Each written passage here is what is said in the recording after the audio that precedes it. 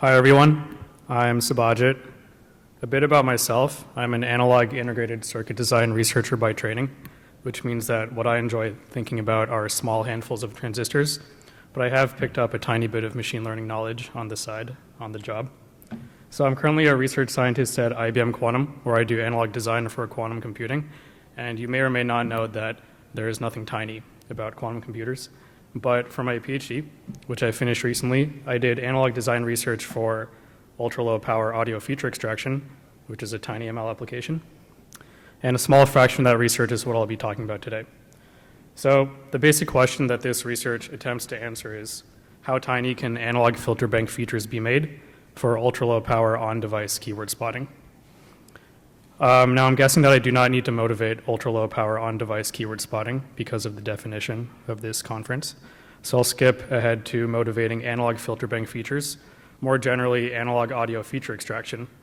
And its motivation starts with observing an example of a state-of-the-art fully integrated keyword spotting chip published in the Integrated Circuit Design Research Community in the Journal of Solid-State Circuits a few years ago.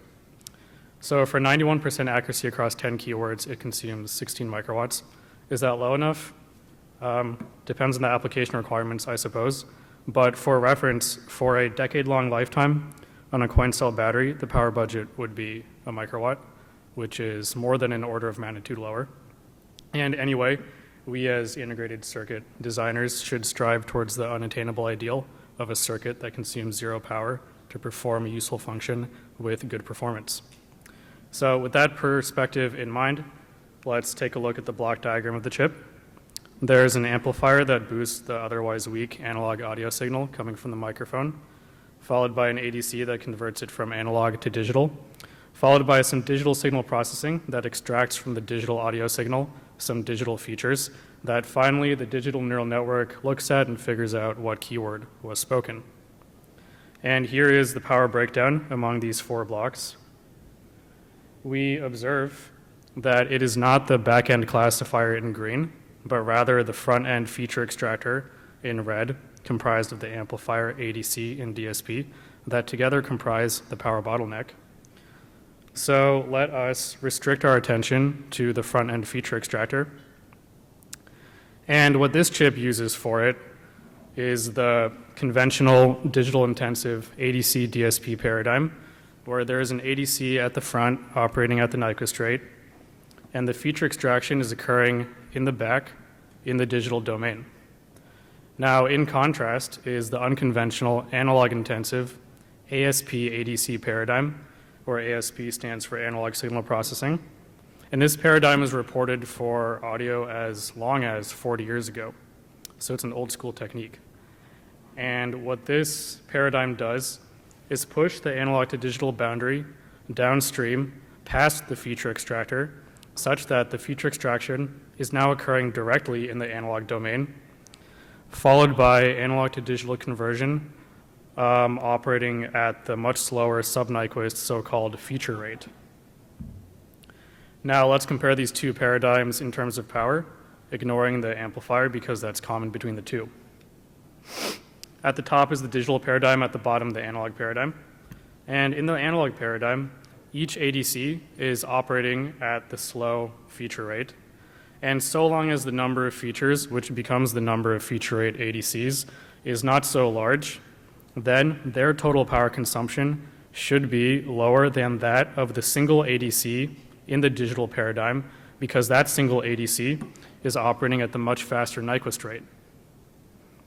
As for the DSP versus the ASP, at moderate to low SNRs of 50 dB and below, which happen to be suitable for keyword spotting, it has been shown multiple times in the literature over the years that analog signal processing is more power efficient than digital signal processing.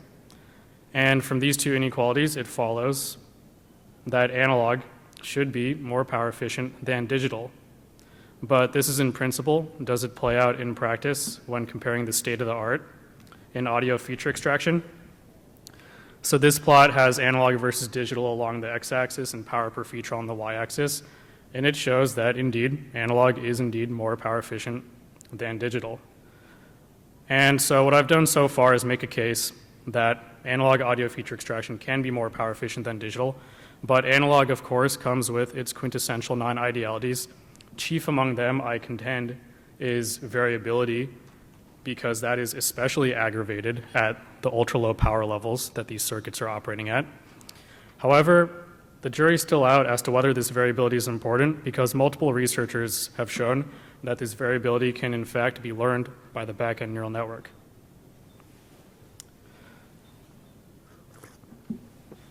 Okay, so having motivated analog audio feature extraction with a caveat, let's dig into the details. So recall the block diagram for the analog paradigm: analog signal processing followed by feature rate analog to digital conversion.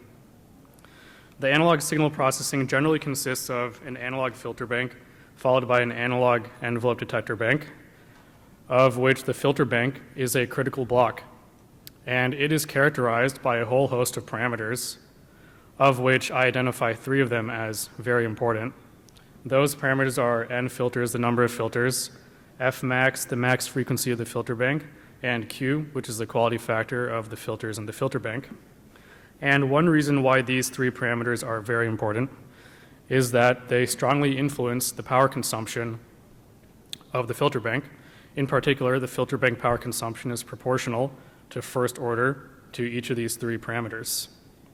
Now, I know that not everyone here has an EE or signal processing background, so I'll quickly review the meaning of these 3 parameters, starting with n filters, which straightforwardly is the number of filters in the bank. And at the top is a frequency response for a 4-filter bank. And at the bottom, that for a 64-filter bank, which is a relatively large number. Next is f max, which is the center frequency of the highest frequency bandpass filter in the filter bank. At the top is an example for a relatively small value, 250 hertz. And at the bottom, an example for a relatively large value, 10 kilohertz. And finally is Q filter, which is the quality factor of all the filters in the filter bank. And at the top, small q, or quality factor is a measure of the selectivity of a bandpass filter. So small q at the top corresponds to less selectivity, which corresponds to a broader response. And at the bottom, high q corresponds to more selectivity, which corresponds to narrower responses. So I had mentioned that these 3 parameters strongly influence filter bank power consumption, one reason why they're important. A second reason why they're important is that it turns out that there is very little agreement in the community as to what values to set these 3 parameters to. So in this plot, one of the parameters, f max, is along the x-axis, and another one of the parameters, n filters, is along the y-axis. And each point represents a state-of-the-art published analog audio feature extractor. And we see that there is a large spread, and I argue that this spread is needless because all these chips are targeting the very same task of keyword spotting.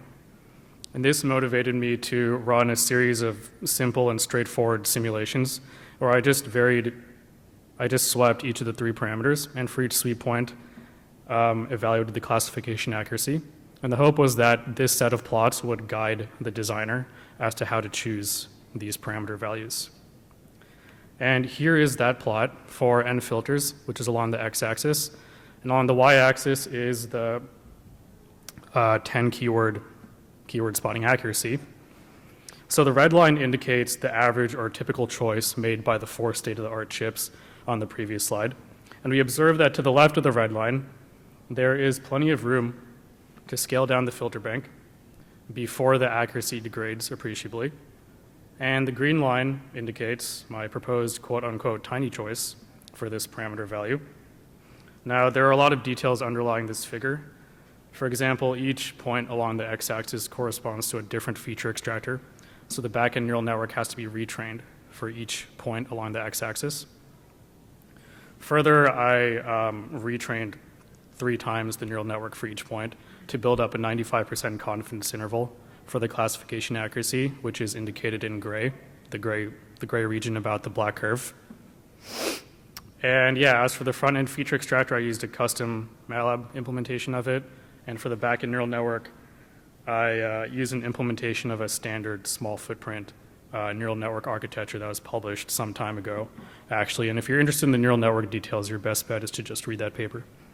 And for the data set, I used the Google Speech Commands data set. And there are a whole host of other details which you can just read about in my paper. So, yeah, here, And so I'm proposing to, reduce n filters from 24 to 10, which is 2.4x. And here's that same plot, but for f max.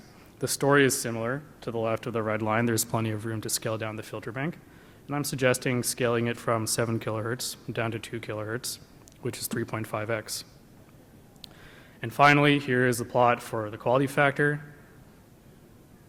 Story is similar. I'm suggesting to scale it down from 8 to 2, which is 4x. And in this plot, you may observe that the accuracy actually drops for a very high quality factor. And the intuitive explanation for that is in the paper, along with intuitive explanations for the shapes of the previous two plots. Okay, so now we have two filter banks, a typical one in red and a tiny one in green. And we can now compare these two filter banks in terms of relative power consumption and also downstream keyword spotting accuracy. And here's that comparison. And I know that this is the last talk of the day, but if there's one figure to pay attention to, it's this one, which shows in the blue bars that by trading off only a little bit of accuracy, 2%, a huge power savings, 30x, in the orange bars can be achieved. And so, yeah, that's like the final result of this work, I guess. 30x power savings for a 2% accuracy penalty. And I'm an analog designer, so intuition is important to me. So I naturally wondered, why intuitively is it possible to scale down the filter bank so drastically without degrading the accuracy by that much? Towards answering that question, I just took a look at a spectrogram of a keyword coming out of the typical filter bank, and we observed with the human eye that there are two blobs. And here is the spectrogram of the same keyword coming out of the tiny filter bank, and if you squint, you can see those same two blobs. And so maybe from this, one can brashly assert that scaling down the filter bank preserves the essential quote-unquote features in the spectrogram, and that's why the artificial neural network is able to maintain accuracy despite the filter bank being scaled down so aggressively. And this brings me towards the end. So to summarize, analog audio feature extraction is a power-efficient paradigm that is regaining interest in the integrated circuit design community. But there is currently little consensus as to how to set its architectural parameters, namely those of the filter bank. And in this work, we show that there is a lot of opportunity to scale down the filter bank to save power while maintaining keyword spotting accuracy. And I want to stress that this work is just a first and very small step towards a lot of potential future research, of which I'll name a few avenues. So one avenue is to investigate the effect of the analog non-idealities on keyword spotting accuracy.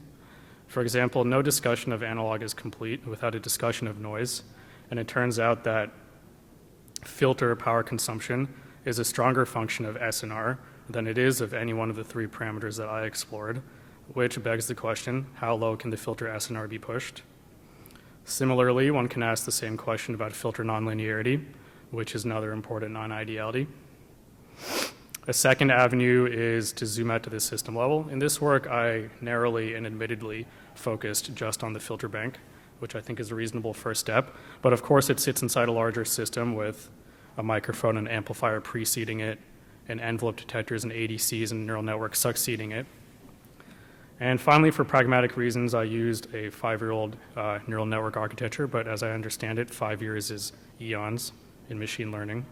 So I think it'd be useful for someone to repeat this study using whatever the state-of-the-art keyword spotting neural network is.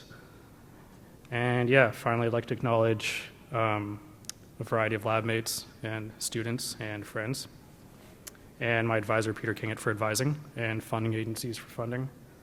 And that's it.